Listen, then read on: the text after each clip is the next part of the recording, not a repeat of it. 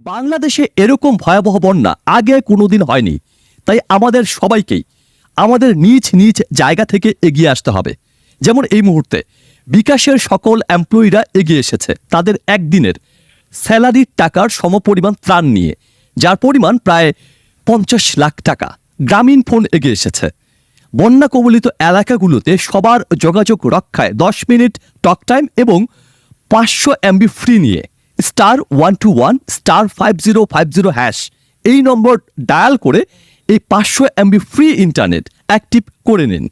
গ্রামীণ ফোন সহ সব মোবাইল অপারেটরকে অনুরোধ করি এই এলাকাগুলোতে এই মুহূর্তে free mobile talk time, free internet provide করুন প্লিজ, যাতে সবার সাথে নির্বিঘ্নে যোগাযোগ করা যায়। এই মুহূর্তে কোনো ব্যবসা নয়, আগে জীবন, আগে মানবতা, বেঁচে থাকলে ব্যবসা। কেউ শুকনো খাবার পাঠান, পানি, ওটস পাঠান। আপনারা যে যার জায়গা থেকে এগিয়ে আসুন। সেটা 50 লাখ টাকা হতে হবে এমন না, 50 জনের খাবার হলেও হোক। এই বন্যা পরিস্থিতিতে সাপের উপদ্রব বেড়ে যাবে। 2 প্যাকেট সাপ মারার ঔষধ হাতে নিয়ে হলেও আসুন। প্রশ্ন হলো কাকে দেবেন? আপনার সার্কেলে দেখবেন গ্রুপগুলো কাজ শুরু করেছে।